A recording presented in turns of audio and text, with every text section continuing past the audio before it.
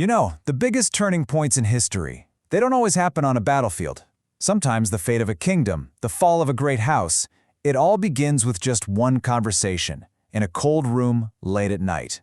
Today we're going to step inside that room and break down the single choice that changed everything for House Stark. So let's set the scene. We're in Winterfell, we're in the private chambers of Lord Eddard Stark and his wife Catelyn. A king has just made a really dangerous request. And what starts as a quiet, private debate between a husband and wife, well, it's about to have very, very public consequences. And really, this is the question at the very heart of it all, isn't it? What do you do when the choice is between your own personal honor and your family's actual survival? Is it the husband's noble code or the wife's pragmatism? As we're about to see, the choice they land on is going to seal their family's fate. Okay, so this whole conflict kicks off with the king's offer. Robert Baratheon wants his old friend Ned to be the hand of the king, which is, the second most powerful man in all of Westeros. And Ned's immediate gut instinct? To say no. Absolutely not. And you can see their two worldviews clash right away. Ned is all about honor. He's a man of the North, and he truly believes his friendship with the king is all the protection he needs. But Catelyn? She understands the game of power. She knows you just don't refuse a king. And maybe more importantly, she sees the real opportunity here.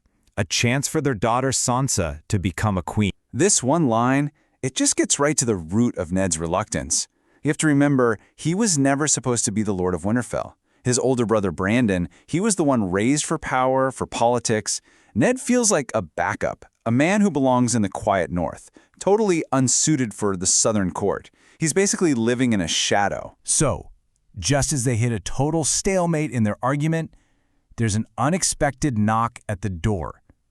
And that sound completely upends the entire conversation. Suddenly, their argument about political moves is about to become a matter of life and death. It's Maester Luwin, their trusted advisor, and he's carrying this strange delivery. It came from someone in the king's party, but this is no official royal decree. Nope, this is something much more subtle and a whole lot more dangerous. Inside this box is a beautiful, expensive lens made in the city of Myr, which is famous for its craftsmen. But Catelyn, she immediately gets the symbolism. Like she says, a lens is an instrument to help you see. Someone is trying to show them a hidden truth. And hidden inside, there's a secret note. But here's the thing. It's not for the Lord of Winterfell. It's not for the Maester. It is for Catelyn and her alone. It's from her sister, Lysa, and it's written in a private code from their childhood. What could possibly be so secret it needed to be hidden like this? Catelyn reads the note, and in that single moment, everything changes. Their brother-in-law, Jon Arryn, the previous hand of the king, the man Ned is being asked to replace, he didn't die of a fever. He was murdered. And the letter accuses the queen herself. This accusation just completely flips the script. The danger Catelyn was worried about is no longer some political what-if. No, it's a real, active conspiracy.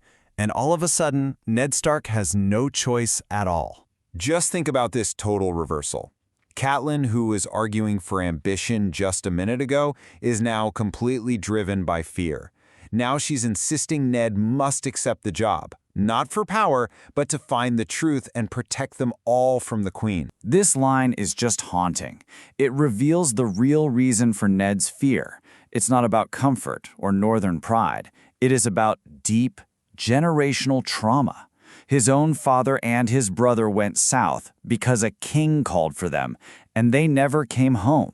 So for Ned, going south isn't just an inconvenience. It feels like he's walking straight towards his own grave. So, Ned accepts. But it's absolutely critical to understand why he accepts.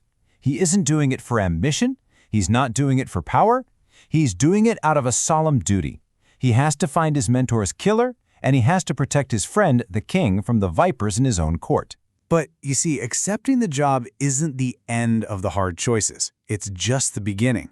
This one decision immediately creates this domino effect of new choices, each one more painful than the last, that are going to fracture the Stark family itself. So Ned, now acting as a political leader, just clinically lays out the plan.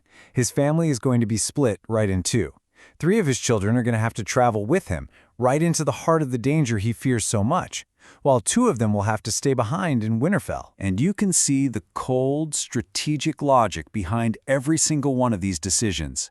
Sansa's marriage to Prince Joffrey is now a must-do to keep up the appearance of loyalty.